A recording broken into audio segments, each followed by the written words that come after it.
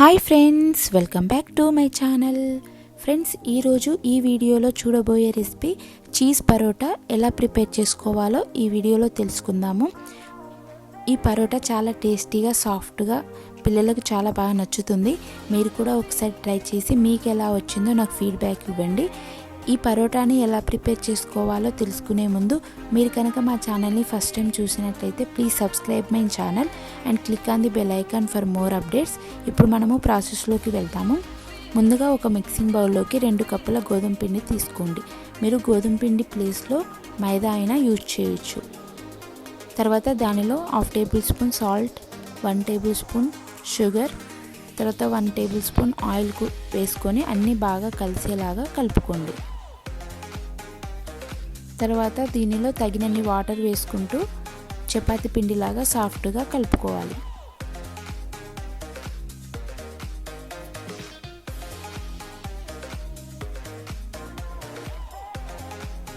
ఇలా సాఫ్ట్గా కలుపుకున్న తర్వాత ఒక 1 టేబుల్ స్పూన్ ఆయిల్ అప్లై చేసుకొని లిడ్ క్లోజ్ చేసుకొని ఒక 15 నిమిషాల పాటు పక్కన పెట్టుకోండి. ఇలా 15 నిమిషాల పాటు పక్కన పెట్టుకోవడం వలన మనకు పిండి చాలా సాఫ్ట్గా అయ్యి మనకు పరోటాలు చాలా బాగా వస్తాయి. తర్వాత ఇప్పుడు మనము పరోటా కోసము స్టఫింగ్ ప్రిపేర్ చేసుకుందాము. దానికోసం ముందుగా ఒక మిక్సింగ్ బౌల్లోకి 1 కప్పు గ్రేట్ చేసి పెట్టుకున్న చీజ్ వేసుకోండి. తర్వాత దానిలో సన్నగా తురుముకున్న వెల్లుల్లి రెబ్బలు 1 టేబుల్ స్పూన్ వేసుకోండి. తర్వాత దానిలోనే రుచికి సరిపడినంత సాల్ట్ కూడా వేసుకోండి. పిండిలో కూడా మనము సాల్ట్ వేసాం కాబట్టి ఇక్కడ చూసి వేసుకోండి. తర్వాత దీనిలోనే 1/2 టేబుల్ స్పూన్ జీలకర్ర పొడి,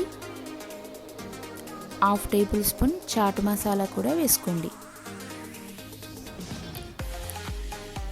మీకు చాట్ మసాలా అవైలబుల్లో లేనట్లయితే గరం మసాలా అయినా యూజ్ చేసుకోవచ్చు.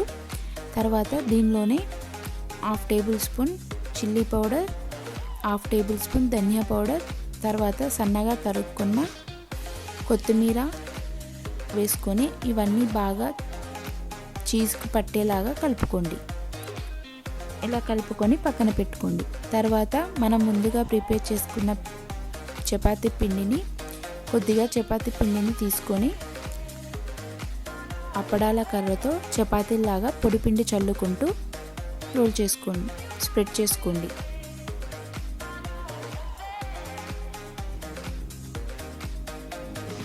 ఇలా స్ప్రెడ్ చేసుకున్న తర్వాత మనము ముందుగా ప్రిపేర్ చేసి పెట్టుకున్న చీజ్ స్టఫింగ్ని 2 టేబుల్ స్పూన్లు యాడ్ చేయండి.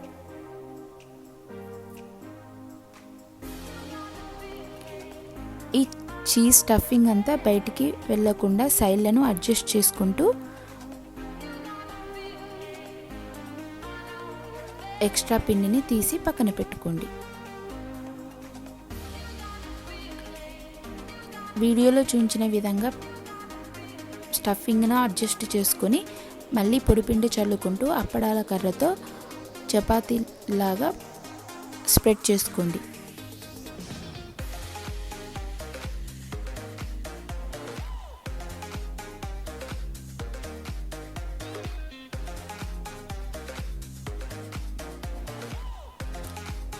ఈ చీజ్ పరోటాలను మరీ థిక్గా కాకుండా మరీ థిన్గా కాకుండా మీడియం సైజులో ఉండేలాగా స్ప్రెడ్ చేసుకోండి.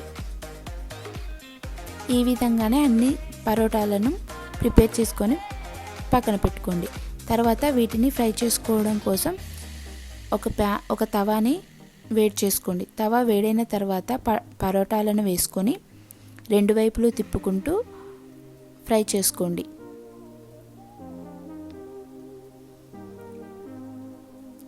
ఒకవైపు బాగా ఫ్రై అయిన తర్వాత మరొక వైపుకు తిప్పుకొని ఆయిల్ కానీ గీ కానీ అప్లై చేసుకొని 2 వైపులు బాగా తిప్పుకుంటూ కాల్చుకోండి.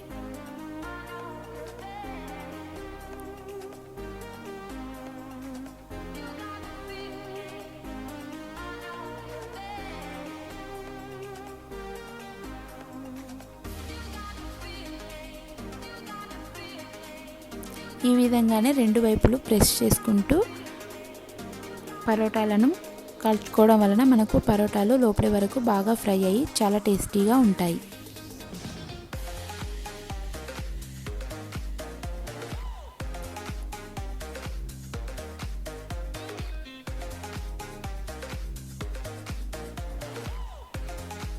ఈ విధంగానే రెండు వైపులు తిప్పుకుంటూ ఫ్రై చేసుకొని రెండు వైపులు బాగా ఫ్రై అయిన తర్వాత తీసి సర్వ్ చేసుకోండి.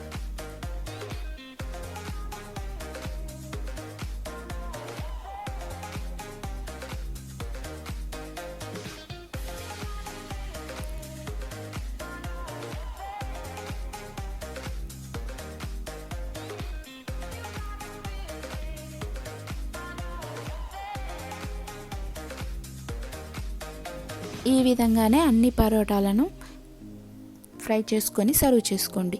ఈ పరోటాలు చాలా టేస్టీగా ఉంటాయి, పిల్లలకు కూడా చాలా బాగా నచ్చుతుంది. మీరు కూడా ఒకసారి ట్రై చేసి నాకు ఫీడ్బ్యాక్ ఇవ్వండి. మీకు కనుక ఈ రెసిపీ నచ్చినట్లయితే లైక్ చేయండి, షేర్ చేయండి, కామెంట్ చేయండి. మరొక కొత్త రెసిపీతో మళ్ళీ కలుద్దాము. Till then take care, bye. Thank you for watching.